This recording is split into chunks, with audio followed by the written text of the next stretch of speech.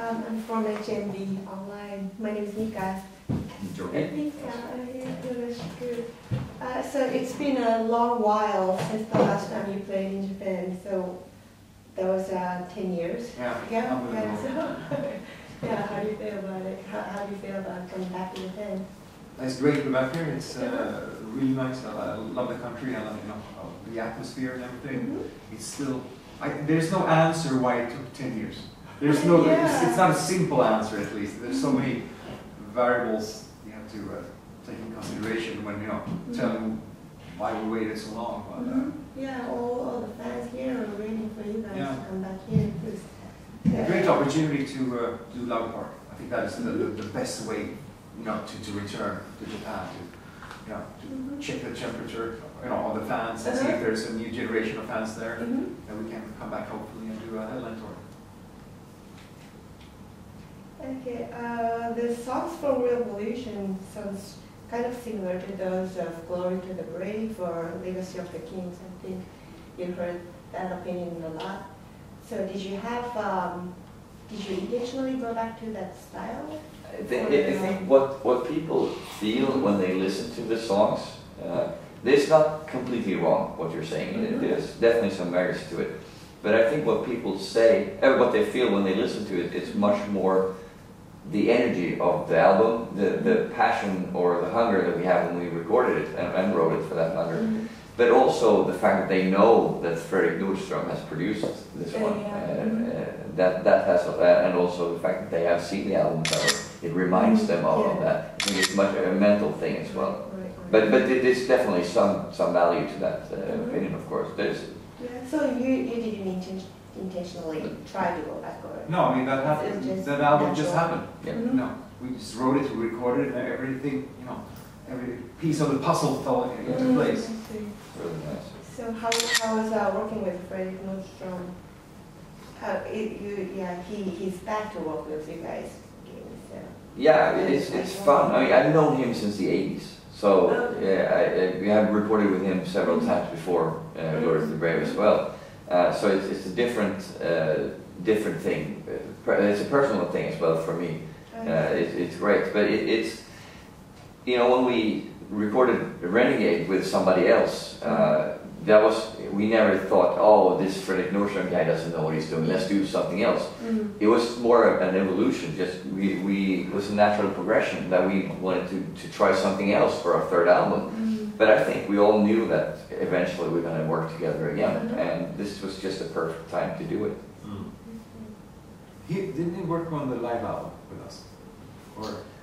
Which is from 2003. Oh yeah. He was doing the surround sound mix. That's right. Exactly. I mean, he's such a great guy. But when we changed producer in the first place, that was a step. We thought that would be the right step to get the band bigger. Get HAMMERFALL growing. But it was really good to go back to Fredrik. I mean, he's a friend, and he's been touring with us with his band Dream Evil. Oh yeah. Yeah. So. Yeah, he's a great. He has areas where he's one of the best in the world on what he's doing, and those are the areas that we really want him to focus on when we work with him, because he was not in the studio every day. He recorded the drums, and we set the guitar sound, bass sound together, just to make sure that it's something he can work with in the mix later, and something that we can work with that we want to play when we play. But then the day-to-day thing was done by the band themselves. He came in and checked in every once in a while just to see how things were going. And we sent him like, this is what we sound like now, and this song sounds like now. But everything we did was so that so he could do the mix in the best way he could. And that is, from my view anyway, that's one of his strong points. To the final version of an album, when he's done the mix, that's something he's very, very, very good at. So about the song from this album, there's a song called Bushido in this album, and both music and lyrics are written by you. Yeah, it's No, it's for... yeah.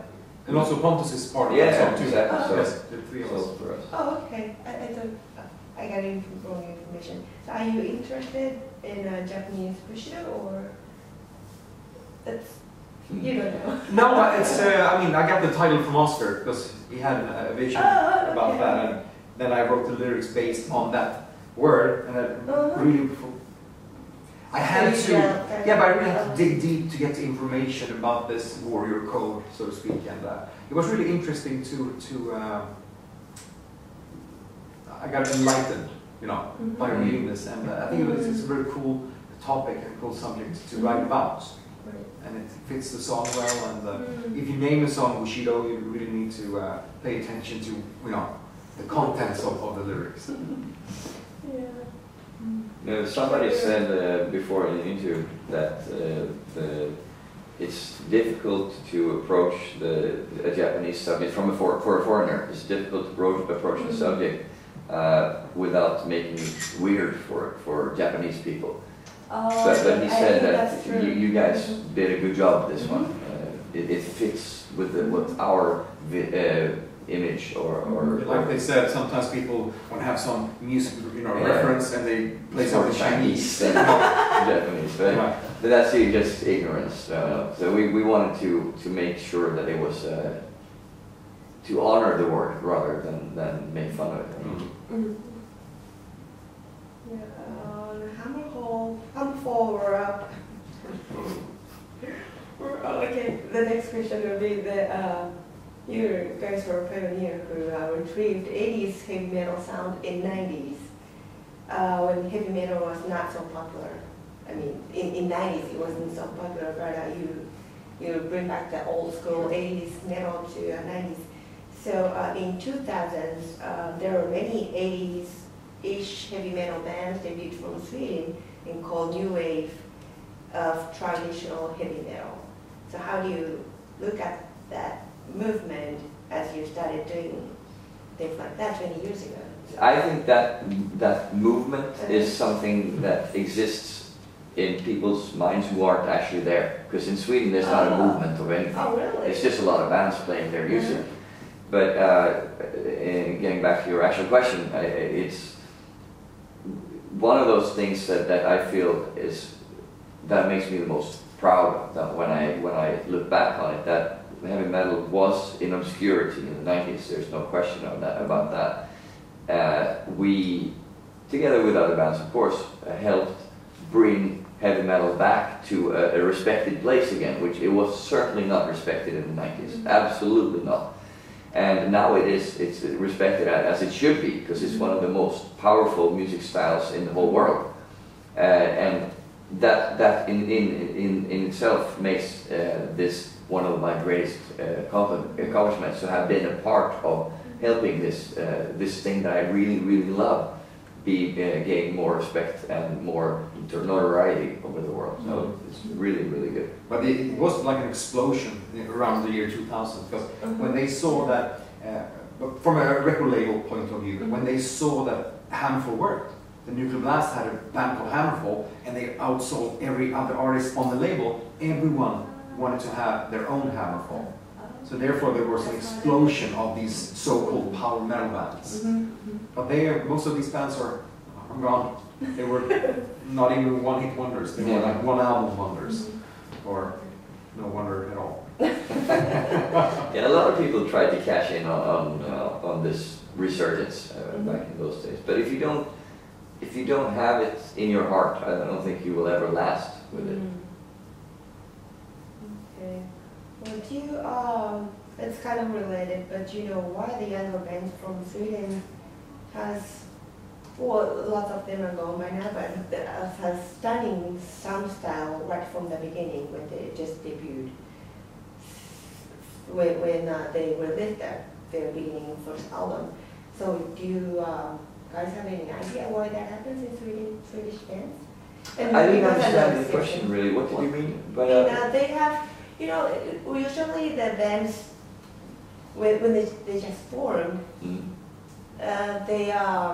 they're still trying many different things. Searching for their identity. Searching for, that's That's what I meant. But the Swedish band, they have like, they find an identity right from the beginning. I think it's a long process. I mean, when you start rehearsing as a kid, there the process starts. And when you form your bands, you know what you want. Okay, so they start. I mean, playing the instruments very young. Yeah.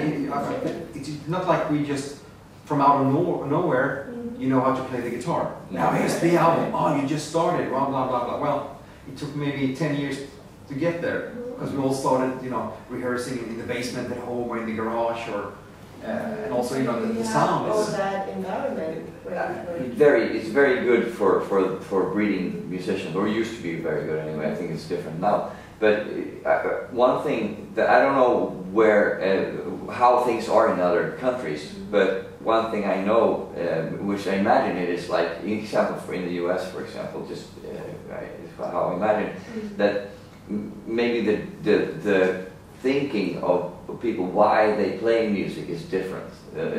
Maybe somebody thinks that, oh, I want to be famous, I want to be a rock star. Let's learn to play the guitar and let's see what kind of music should I play. That sort of thinking. Whereas in Sweden, I know this for a fact, people start out with a love and a passion for something, and they also play, and then out of that they build a band and maybe a career out of it. And I think the way you approach it is very different, and I think Sweden has a sort of common thing there with Swedish people. And also we have good producers. Like we talked about Fredrik Nordström before, and there are plenty other names that name drop here. But I mean, it's a kind of together. The band and the producer are setting the sound, and a lot of the most successful bands from the 90s were produced by the same producer, creating the Gothenburg sound. So I think there it's also one of the reasons that the sound, it sounds like.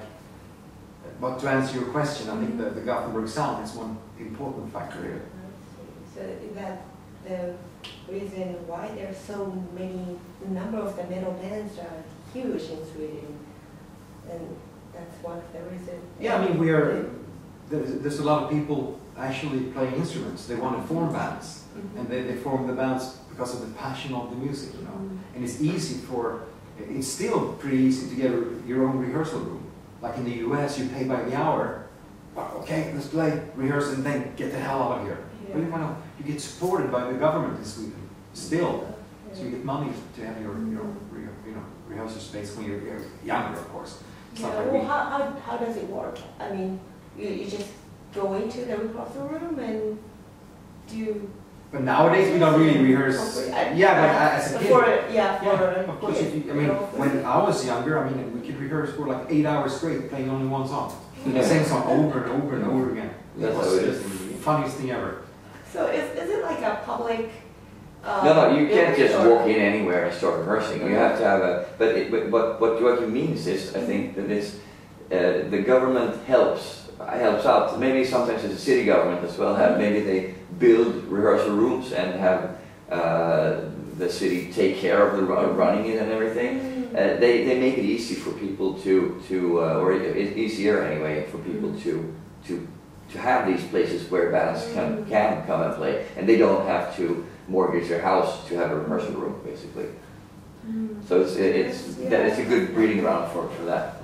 Yeah, we have to get a lot of money to rent a rehearsal room. Well, space is much more expensive in Tokyo, especially. Like